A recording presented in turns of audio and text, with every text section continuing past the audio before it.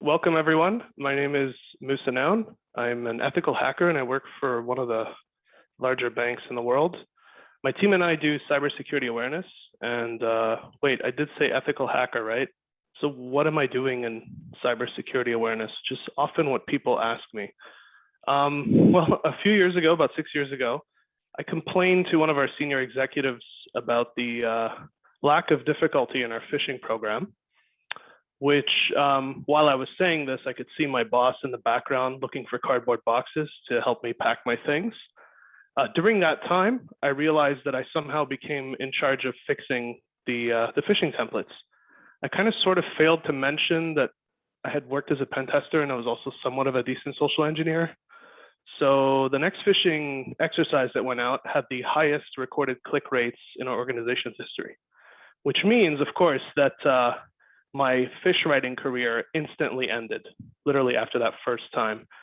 That's when I learned my first lesson and the objective of our talk today, actually, which is getting to know your audience, making sure that you understand them and you can deliver the type of content and information that they need. But more importantly, tailor what you're saying and how you're saying it to their needs. So you're probably wondering how we would do that. So I went back to the drawing board and I worked out that if I started a blog on our intranet, I might be able to change behavior or change how people see cybersecurity. So I started writing these blogs. And at first it was kind of a hobby, like a side of desk type thing. But within a few months, I started getting a lot of interest and people writing me for questions about cybersecurity and asking me all this stuff. And before I knew it, a couple of blog posts in, I was offered a job in cybersecurity awareness at the bank, and I had no idea we had that. So it did pay more for some reason, which is kind of weird, but that was an excuse to take it. So I jumped in, and regardless, all of my former security colleagues made fun of me for leaving the tech side because everyone knows the keyboard is where it's at. And that led me to sort of learning a few things over the years. First off, when you go back to the office next week, you're probably going to want to use some of these things, but the economics of decisions and how people make those decisions, how to better get to know your audience so you can build engaging things, and of course, helping them integrate cybersecurity into their day-to-day. Before we get into all that, I just want to remind everyone of why we do the phishing simulations and the training and the constant lunch and learns and the remediation training. The goal of cybersecurity, at least for me, is helping people make better decisions. That's really all it is. You're just trying to show people different options and helping them understand the consequences or the benefits of each one and helping them make better choices overall. Which leads us to our human factors. And that's what we like to call sort of everything that's related to people, the environment, the organization, and how people kind of perceive cybersecurity and make those choices. So let's take a look at some of those decisions. One thing that we tried to do when we first got into this, back in 2018, we opened up our awareness program to the public. We started delivering cybersecurity awareness content to our clients and businesses. One of the things we discovered was we didn't really know much about what was out there. And our first idea was, hey, it's fine because nobody knows anything about cybersecurity. This is going to be easy. We're just going to get out there. We're going to publish all kinds of stuff about awareness, how passwords work, what's the dark web, all that kind of stuff. And people will love it and they'll learn things. And we can show our management that we did a great job. So we decided to start a little differently. And we went and hired a company to do a survey for us. So we surveyed about 2,000 Canadians, and we very quickly discovered how so much worse things were than we thought. Not only did people not know about cybersecurity, but they actually believed that they did know much more than they actually did. So what does that all mean? Basically, when we asked people how confident they were in their cybersecurity knowledge, almost 80% of them said very confident to, or confident to very confident. But when we asked them to describe what phishing was, only like 61% of them had no idea what it was. They couldn't even explain it. And only 16% actually had the ability to explain most of the terms correctly. So quite fascinating to see how quickly our perception changed. So that led us to try and understand how decision-making works. So we knew now that there was a type of gap, what we consider the Dunning-Kruger effect, where people's perceived confidence of something doesn't necessarily match their ability or their capability in that field, either knowledge or skill. And that took us down to the field of behavioral economics. This guy called Simon Herbert in 1955 published a really groundbreaking paper at the time, which he got a Nobel Prize for later on, where he described how agents or living things solve problems. And he determined that there were three main characteristics or constraints that help people or helped us understand how people thought and worked on a problem. The first being the difficulty of the problem. So how much work it is, how hard it is to solve that problem. Your cognitive capabilities, so how much brain power you have or processing power you have available to solve that problem. And of course, the time available. So very complicated math problem with a couple of minutes to solve it, kind of hard to do. So in other words, for everybody else, what does that mean? Well, people's decision-making abilities are very limited. And believe it or not, multitasking doesn't help. It generally makes it harder to make better decisions. So if you want to think of it a little differently, imagine you have a mountain covered in snow. So you either have the ability to see all the snow on the mountain simultaneously at a very low resolution from far away, or you can focus on a snowflake in high detail. Lots of detail in this one snowflake, but nothing else. That's sort of where people sit. And the more information they have, the more work they have to do to solve something, the harder it becomes to make better decisions. So what does that mean? It impacts the quality of the decisions that you make. So that those three factors have that impact. So where do we want to take this? Well, now that we know a bit about how people decide and how they see the world, so they think they're better at cybersecurity than they really are, and we know that certain things limit their ability to make decisions, we kind of want to take it to understanding how our audience works, what they do, who they are. So the first step of doing that generally starts with research, as with everything in pen testing. You kind of want to go around and start looking at what kind of people, or what kind of decisions people make, where do people work, what kind of threats that impact those particular groups of people. What are the laws and regulations and things around in your particular line of business or your particular area that affect you? And more importantly, cultural differences. And a good example of that is a few years ago, we were going to do a whole campaign around puppies. So we had these little dogs and we're going to make them do all these security like no-nos, and it was going to be fun. Until we kind of thought about that a little bit more and realized that in some cultures where we operate, comparing people to dogs was not necessarily a good thing. So that quickly turned into a non-animate object type campaign, which was a bit less fun, but you have to be aware of the sensitivities around that. One of the best things you can do to learn about your audience is simply just shadow them. Sit with them, learn the job, learn what they do every day, understand the things that they say, how they say them, find out about the different problems that they face. What are the challenges that they have? Like, can they send files? Do they have to somehow circumvent your cybersecurity tools to try and do their job? How difficult it is for them to work around your security controls. And another key thing that I've found there is answering questions helps you understand the challenges and the problems that people face in those areas. One of the most powerful things you can do when you're there is understand the type of things that they do to build analogies that work for them, analogies that fit into their context. And you'll also discover that they have lots of different stories that they can tell you around cybersecurity, around the challenges they've had or incidents that have happened in the past or near misses. And all of those things you're going to gather and store in a notebook, hopefully, which you will use to then build out the first set of content that you have. There's a concept, or rather a theory in 2011 called the IKEA effect, which is kind of cool. They gave a group of people essentially the option of either buying something they built themselves, so they helped build it, or the exact same thing that was already built for them. The only difference was the price. What they found was that people were willing to pay more money for the thing that they helped build, which is kind of counterintuitive because you think, why would someone want to pay for something that they have to do on top of the product itself versus just buying it already assembled?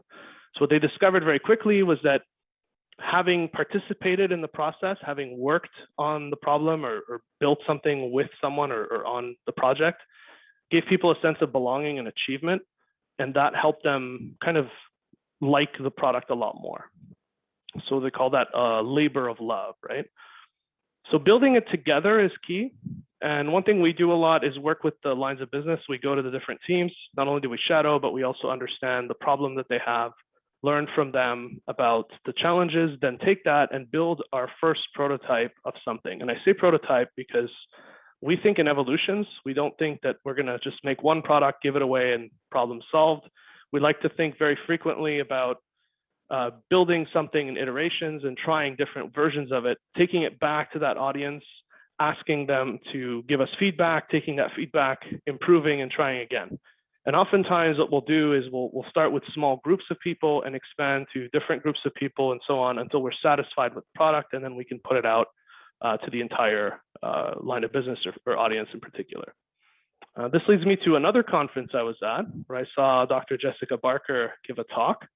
And one of the most interesting parts of the talk, or rather the only memorable part, no offense, Jess, was I remembered that she had said, "Why are you fighting your audience and making them say InfoSec when they want to say cyber?" And that was a big moment for me in the cybersecurity world. Why are we doing that? What's the point of having to argue with these people about the definitions of words? Why not just use the words that they already know, which is so much less work and a lot easier for them to operate with. So one thing you'll be doing when you're sitting with your audience is try to understand the different words and the vocabulary that they use. A simple example of that, a couple of years ago, we worked with our capital markets group, and we discovered that we would go there and talk about cybersecurity, and everyone would roll their eyes, and everyone would say they had things to do, and it was really busy. They didn't understand why we were here, until one day someone mentioned to us something called ops risk or compliance risk. And they went on and on about this, and I got really curious and asked them what it was. And very quickly we discovered it was actually the same thing we were saying, just in a different vocabulary. So the next time we went around, we used compliance risk, and suddenly everyone was interested because that actually meant something to that audience. That became part of it is part of their vocabulary, and we became engaged with them in a way that they understood and they were able to accept. So once you've done all the learning, you've gathered all that information, the next step is quite simple. You want to simplify cybersecurity. You want to make it really easy to do the right thing. So the best solution or the best option should always be the least expensive, both cognitively, so the amount of mental work you have to do, as well as in terms of physical actions or movements, so clicking a button or things like that. So ideally, you're going to customize or build different things that will help you reduce the amount of work required to do the right thing. One step that you'll take from there is minimum effective dose.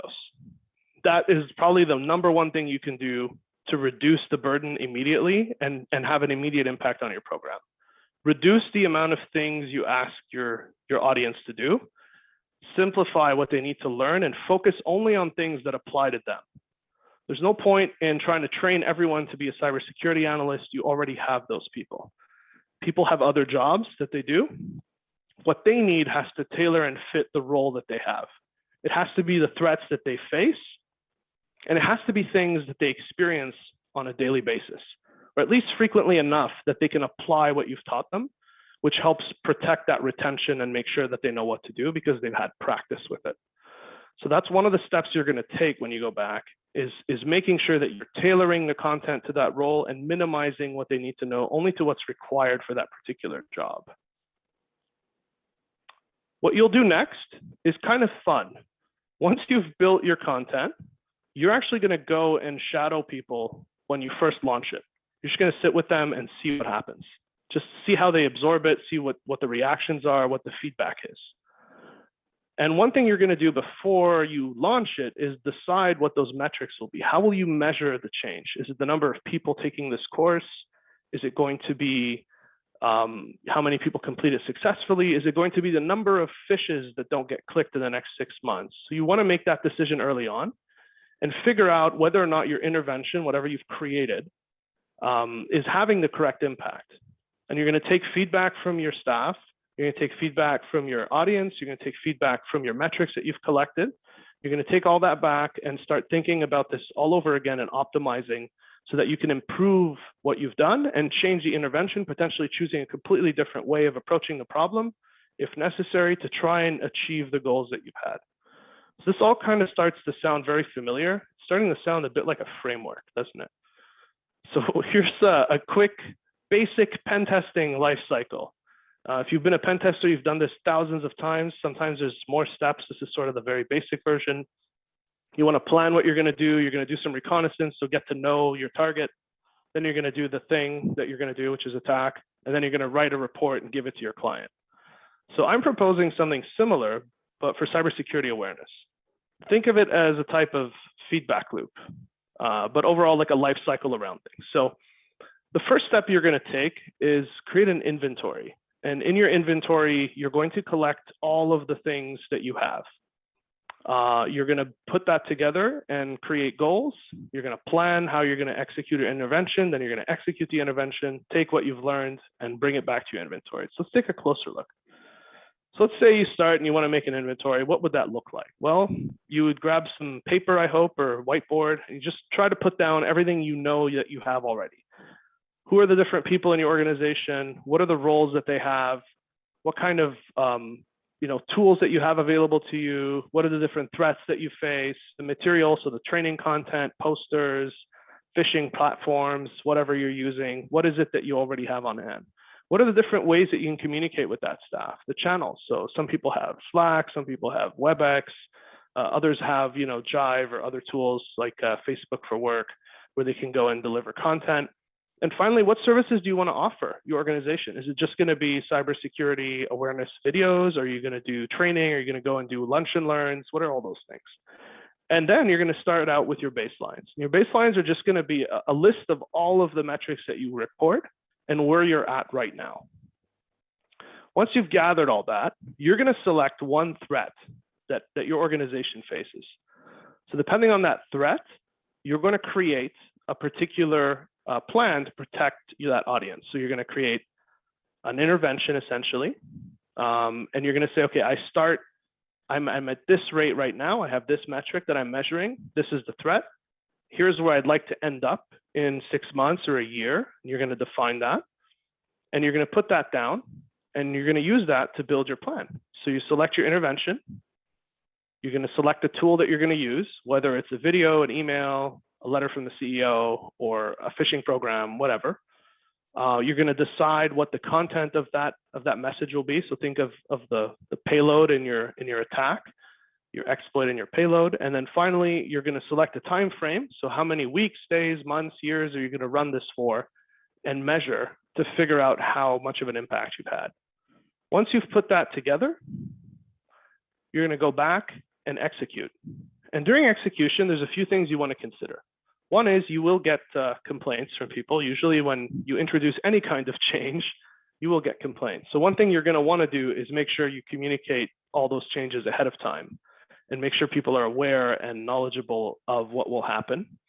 And you're also going to take an opportunity here to measure the type of impact each little change that you make has. So every time you run a particular intervention, how much impact does it have on the business? Does it hurt the business? Is it impacting things positively or negatively? How are people receiving it? Is it way too burdensome and becoming an issue for your organization? And this is an opportunity to kind of understand the thresholds in which you can operate within your organization. And you'll often see that some areas of the business might be more okay with running campaigns, while other areas have no tolerance for any kind of change. Those are all things you're going to collect and you're going to monitor. And once you come back, you're going to build your feedback loop. So you're going to review your metrics. You're going to review the feedback that you've sent out. You're going to collect all that information. You're going to optimize your approach.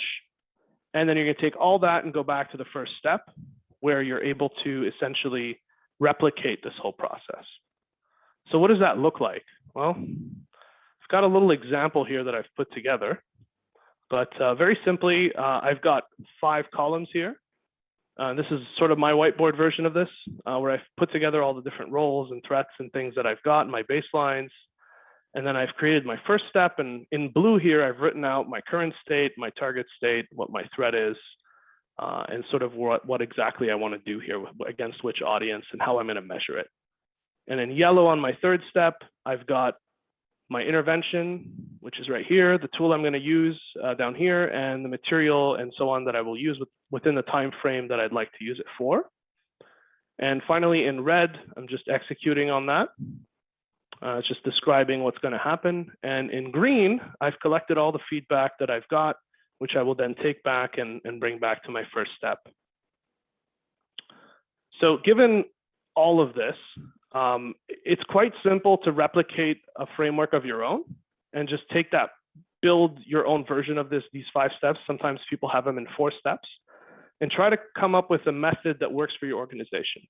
Lots of things to consider. And we've had lots of weird situations. One organization I worked for in the past, we built a bot that allowed people to chat with it, which we thought would be a really great idea and allow us to interact with people much better and have sort of an interactive Q&A. Very quickly discovered that that's not how that works. People don't like chatbots. They don't answer things very carefully or very well, and completely missing how things, how people would interact or receive it. And one thing I learned from that experience very quickly was that if you don't do your research ahead of time, you don't plan what you're going to do, and you don't understand your audience, sometimes you can spend a lot of money building something or working on a project that ends up having almost no impact. So that's key in what we're trying to do, because the goal of this is just to get to know your audience and make cybersecurity part of what they do every day. You want to make it so that it's easy enough that it's integrated in every process or every job role that they have without having to think too hard about it. And part of that is when we go back and learn about the different jobs and the different experiences that those people have, we quickly understand how, at least from a cybersecurity perspective, where the challenges might be, where there's choke points and issues that they might encounter, and start to think of ways to make it easier for them to do the tasks that they're doing, the different workflows that they have, with cybersecurity built into it. And sometimes that could mean very simply going back to management and asking for different tools and asking for different processes and different workflows. One thing I like to say a lot with my team is cybersecurity is a dialogue. We often think of it as sort of a one-way where we tell people what they need to know, but it's really a two-way kind of communication, because oftentimes our best source of intelligence comes from our own staff coming back to us and saying, hey, this is happening, or this is odd, I've never encountered this before, or worse, hey, some developer's been downloading a bunch of libraries off the internet and putting them in their app. Is that something we're allowed to do? Am I supposed to be able to do that? And that takes you back to reanalyzing all of your processes, communicating back to management the different risks and challenges that they might have, and improving your program overall. All right, I'm gonna try to leave enough time for questions, so hopefully there are some. There are some. You are a smooth operator. That was a great presentation and I really enjoyed it. Thank you. Because Stephanie had to restart her whole machine and just rejoined us. Yay. I was listening intently, and you got a question from Jess Barker that she posted actually 2 seconds before you mentioned her name.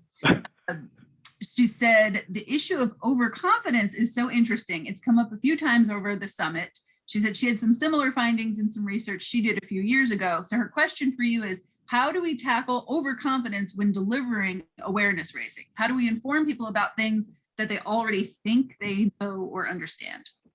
That's an excellent question. Thank you, Jess.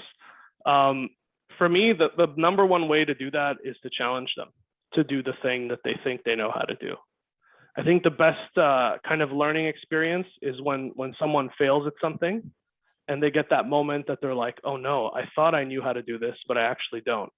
So phishing is a great example, and we saw in previous talks today how that learning moment, the opportunity of when you click and realize, oh no, they got me, that has a much more impactful, it's much more impactful than the actual training material that comes afterwards. So oftentimes with cybersecurity awareness, what I do, I like to do demos. I like to show people how easy it is to hack something. I like to show people how easy it is to find stuff about them on the internet, with their consent, of course. Sometimes I just Google myself just to show people how easy it is to find details and try to guess people's passwords. We also did a few things where we hacked like a mobile device, and I had people hold the phone in their hand and use it, and then took a picture of them and put it up on a big screen behind me. And at some point they look up and go, oh my God, is that me? And I say, yeah. And I said, did you know the phone was hacked? And they said, no. And they quickly realized, how did you do that? And they start asking, and they quickly learned that what they thought they knew, what they thought was safe, isn't. So I think challenging people's belief is probably the first way of doing this, followed by giving them sort of a way to help solve the problem on their own, where you kind of give them tools and ideas of how they would approach protecting themselves. So you talked a lot about job shadowing, which I think is super interesting. And Corwin talked about that earlier in his presentation pretty extensively. So Julie asked in Slack, how do you sell that? Because if you're the security person and then you say, I'm just going to shadow you and watch you work for a couple of days, people instantly think they're in trouble or get paranoid. So they're being audited. How does that start? That's an excellent question. So I like to start with sort of middle management in many ways. And the point of it is to help them understand what I'm trying to do, not that we're here to evaluate them or assess them. And we often don't mention too much, like I don't like to say I'm an ethical hacker to the business. I just say we work in cybersecurity. And I approach it as them doing me a favor. So I go to them and I say, hey, can you help me understand your job? I need to make this training for you guys. And I'm trying to make sure that it doesn't have too much of a business impact on you. And it actually gives you things that you need. And if you can help me understand what you guys do every day, that will help me build better training that's less seat time for your staff. And also at the same time, more meaningful and useful for what you're trying to do, protecting you and your business from potential impact. I don't think I've ever had a challenge from anyone saying, oh, no thanks. Maybe some of the traders, they don't like being watched. But other than that, everyone else seems pretty open to having, in fact, some people find it really cool that you've taken interest in them. I've seen that at the branches. I've gone to the branches a few times in our retail space and sitting with staff at the branch, and people were like amazed that someone from head office had any interest in coming to the branch and hang out with them for like a whole day or two. And the cool thing is you're adding a benefit in that you're a security expert, and now everybody can ask you whatever they want, which in fact is part of your homework here, right? You're going to try and understand them. So all the questions they bring up, all the stuff they tell you, oh, my client asked me a lot about this, or someone once told me that it's possible this could happen. And now you're there and you can interact with them and collect that information and take it back and build your content. That is great. And I have one more question for you. It's kind of the perfect transition because coming up next, Priya is going to talk about how to provide awareness training when your workforce is remote, which obviously, even if you hadn't been before, so many people are now. So how does the shadowing work? Because it sounds like it's gone well for you and it's a really important component of your program. So how do you do that once everybody is working remotely? Excellent question. Honestly, we lean heavily on WebEx, sort of just attending meetings other people have. Sometimes just having someone show us how to do a task that they do at work, like share their screen, show you what they're doing and explain. And then you can kind of interact with them and ask questions. It's not as easy, I'll give them that. And you also don't get a feel for the environment and the culture in the group because it's really one-on-one, but at least it gives you somewhere to start for the time being. Well, that's great. That was perfectly done. We're right at time. And I think it's going to be really interesting to talk about how we do all of this stuff in our new remote world. So thank you so much, Moussa. Will you head over to your hallway? And I think I got the questions, but I'm sure a lot of people want to just tell you they liked your accent. Somebody said she used to work at RBC and she missed the accent. So you've got some friends in there. Thanks, everyone.